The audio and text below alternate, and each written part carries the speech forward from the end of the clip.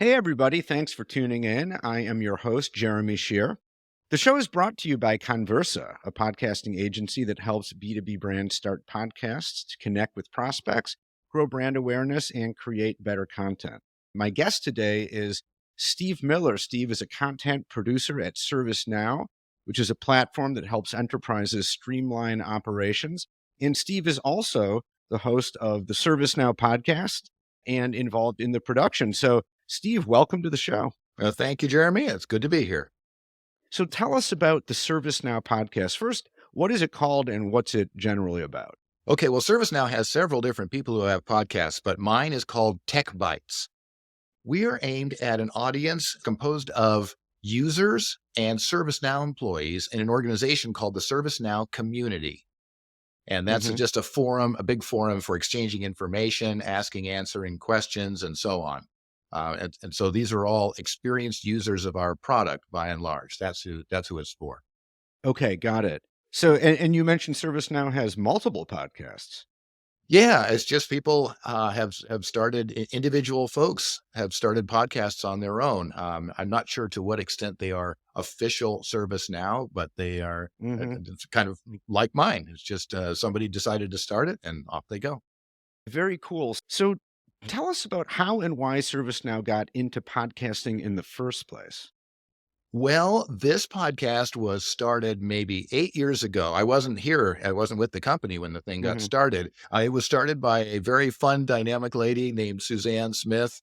She's been here a long time. I think her employee number has like 3 digits in it or something. Anyway, back at the time, our audience was primarily IT people. So we had a very tech savvy audience. And her idea was to give that audience a little extra, an inside look at the products, peek behind the scenes, tips and tricks, things that they wouldn't normally get from just their normal day-to-day jobs or reading documentation, things like that. And so she started giving the users these inside tips by talking with ServiceNow product managers and product developers to give them this inside look at the products. That's how it got started. Well, when I took over about 6 years ago, we were still on that model. But over time, as our product offerings broadened and our user base has broadened, we've adapted the podcast to be a little less technical. I mean, now we have folks from HR and customer service in our client companies, a lot of different folks using our products and listening in. So we're not quite as technically oriented, but we still try to give that inside look. And one thing I'll say, one thing that we're not is a marketing channel. We've received feedback from members of our audience that they find that overt marketing to be a little off-putting. And so we're very careful not to be that. Right. Okay. So you're in no way an overt marketing channel. And yet, I mean, is it fair to say that the podcast still has a marketing purpose or it still adds marketing value, even if you're not being explicit about it? Yes, I would say that this is something that that struck me long ago. It's just true in general, and is definitely true in the context of this podcast. I feel like if we give a good, straightforward, useful technical information about a good product to savvy audience, it has powerful promotional value without being overt marketing. And so that's our view toward this. It's a strong promotional value, but in a way that is more with content that's useful to the users. Well, say more about that. So if you're not actually promoting ServiceNow, how is the channel useful as a promotional tool? Well, I think that's, that's the cool side of just free market economy is at its best, the relationship between the provider of a product and their customers. It's beneficial to both sides. It doesn't have to be about selling and being sold to. If I offer a good product helps my customers, then simply letting them know about that product, what they can do with it promotes the product. That's how we feel. We just keep it on the side of a partnership between our company and our customers. Okay. And as you mentioned just a little bit ago, it sounds like the purpose of the podcast, or one thing the podcast is doing is, like you said, kind of giving a peek behind the scenes. What I wanted to ask is, why use a podcast to do this in particular? You could do that in a blog or, in a bunch of other ways, like in a newsletter or something like that. Why a podcast in particular? Well, a podcast, it has the advantages of the personal interaction, just having live people conversing. That's just to me, it's so much more engaging than something that's written, like a blog, something like that. Um, we can also we end up, we go off topic. We plan out what topics we talk about, but then I ask questions, then we go off on side tangents, and that improvisational nature, it makes it so much more engaging. So all in all, the podcast is so much better than written media. Um, and it's also, we find it to be a pretty efficient medium as well, compared to videos. If we were to try to do things on videos, again, it wouldn't really be uh, the same interactional thing. And videos Hmm. they take a lot of resources to do. One thing that we found about these podcasts is that they are quite efficient for my multimedia team to produce, and also for the guests. Not much prep time or interview, Hmm. actual recording time or review time afterwards. So there's just a lot of advantages that way. I just wanted to go back to what you were saying, Steve, about podcast content being more engaging, at least potentially, than other kinds of content. And it's due to that conversational nature. And I think that's an interesting insight, right? I mean, when I think about that, one thing I like about conversations or about listening to podcast interviews is that there's an element of surprise. Like you said, you might start with a list of questions or have some idea about how the conversation's going to go, but you never quite are sure, right? In a live situation like this, we could go down any number of tangents, or start talking about stuff that we didn't exactly plan on, but you can just kind of go there because people are pretty good at doing that in a conversation, right? Yeah, I totally agree. It enhances the content to be free to take detours like that, and it makes it more engaging. On top of that, and I'm fortunate that the people I talk to, my guests, they are really sharp. They know the product backward and forward. They really are good guests to have, and just something that I've learned myself over time is the best thing I can do to make a successful podcast is be knowledgeable about the topic, about the product. So for me, it's very important to do my homework. That makes for the best podcast. Yeah, well, let's talk about that a little bit more. So, for our interview, we did a prep call, Hmm. which, took maybe 30 minutes, and we kind of talked about stuff and found a topic. But other than that, we didn't, I didn't do a whole lot of prep, and you probably didn't either. What sort of prep do you do for Tech Bites? Well, for TechBytes, each episode is typically on a specific product. So, like the last one we did was on our um, uh, environmental, social, and governance management application. So I go online and look at our documentation, look at the material we've got online about that, really become informed about the topic area and the product. So that way, when I'm talking with the guest, I can have a real conversation instead of just asking a question like, "So, tell us about the product." And Hmm. it makes for a much more engaging and informative podcast that way. Doing my Yeah, right. homework, that's the thing. Yeah, that makes sense because really what you want from a guest are their thoughts and opinions and ideas, right? Not just them spewing out a bunch of facts about the product. Yeah, and by being better informed, it can be a more natural conversation. It can take those little detours, which are often, more interesting. It helps in a lot of ways. Hmm. So, what's something that you've learned about running a podcast over the years that maybe is a little bit surprising, or just something you didn't know, starting out? Well, that thing about that I was just talking about being better informed, that was a Mm. lesson I learned very quickly, and it took me a while to implement that fully. But I think I handled that a little better.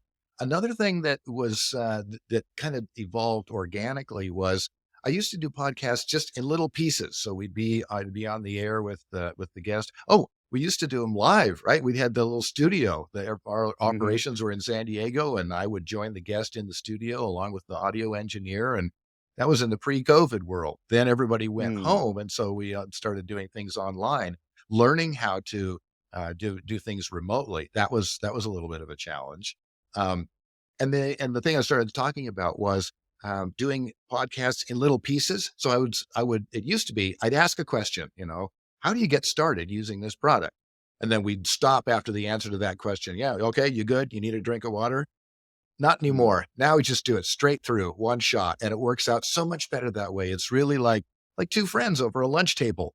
It's a Yeah. much more natural conversation that way. It doesn't hurt anybody. It doesn't the lack of breaks. That's not a downside. So that's another thing I'd say I've learned. Just shoot it straight through. Right. Yeah, definitely. Right. I mean, like we were saying before, the whole you want the conversation to be free flowing and Mm. kind of take on a life of its own. And yeah, if you're stopping frequently, then that's going to stop that flow, right? Yep. Yeah. So, okay. Well, do you want to take a break or do you want a glass of water or anything? Nah, let's keep going. Yeah. Yeah, well, let's take our own advice and just keep going. Okay. Um, so, a big question that we often get from clients or from prospects is how are we going to measure ROI? How do we Mm. know if we're getting any value from this podcast? So how do you do that? I'll have to say we don't really have an effective way to do that. The one thing we can get a good estimate on is how many people listen. But as far as an actual ROI, the situation is pretty complicated since we're an adjunct element of this ServiceNow community. So it's difficult to Hmm. tease out what we are from our surroundings. So I guess that's a long way of saying that we really don't have a good idea of our actual ROI. Okay. Well, let me put the question a little differently. I mean, you're still doing the podcast. And so there must be some sense that this is valuable. It adds value. Yes. Um, how do you know that? Well, one thing, the guests we bring on, they are delighted at the outreach that they have. Mm, So the hmm. person who's got that customer service management product, the product manager for that, they do a podcast. They're able to send out links to users and to prospective customers. And they get positive feedback. Also, people reach out to them, the people from the audience. They hear back. Oh, I heard this on the podcast. I wanted to ask you a little more about that. So I would say that the level of engagement that the guests get as a result of the Mm, podcast, that is something of an okay. And like for the business overall, what is the value of that? Why is that a good thing? oh, it's just that relationship. We are so our customers are such an important part of our operations of developing the product. And that's one of the things that's really cool about the podcast for me is to find out the history of our products from the product managers, to find out how they came Mm, to be and how they developed to the point they've reached now, and particularly the role that our customers have played in that evolution, which is always a big role. That's our main touch point for guiding the development of a product. And so to to enhance that engagement between us and the customers, there's definite value for both sides, for both us and the customers, in making hmm. products that serve their needs. Okay. And I think this kind of goes back to what we were saying before about conversations that you can engaging in conversation with someone, you can just really learn lot about them, a lot about the topic you're talking about, and you develop a relationship with that person. And that's nice for me, just on the personal level, to have that relationship. And I think that the more engaging and genuine that relationship on the podcast, the more engaging the podcast is to the audience. Hmm. Yeah, right. If you have real rapport with your guest and you're having a good time in the conversation, that's going to come through in the content, right? Yeah, I think that's true. And something we see in the ServiceNow community is that relationship between the ServiceNow people and the customers who are the members of the community, there's a level of engagement there that's really cool. been told that that's an unusual thing across the industry to see the relationships being that close and that personal. And so I think that the podcast, having the podcast be personal, just is consistent with it. Is it fair to say that you enjoy doing the podcast? Oh, totally. It's fun just to, I meet all these interesting folks who are managing the development of our products, just to have these conversations. And it's, we've got people all over. We got people we've got big offices in India. So the last one I did was with a fellow in Hyderabad.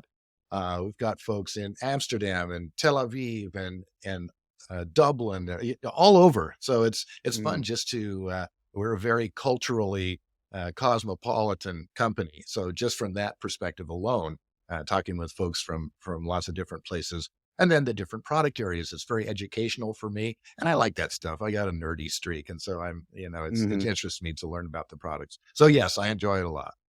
Yeah, very cool. Besides this podcast, I produce another one called the B2B Content Show, where I'm talking to B2B content marketers.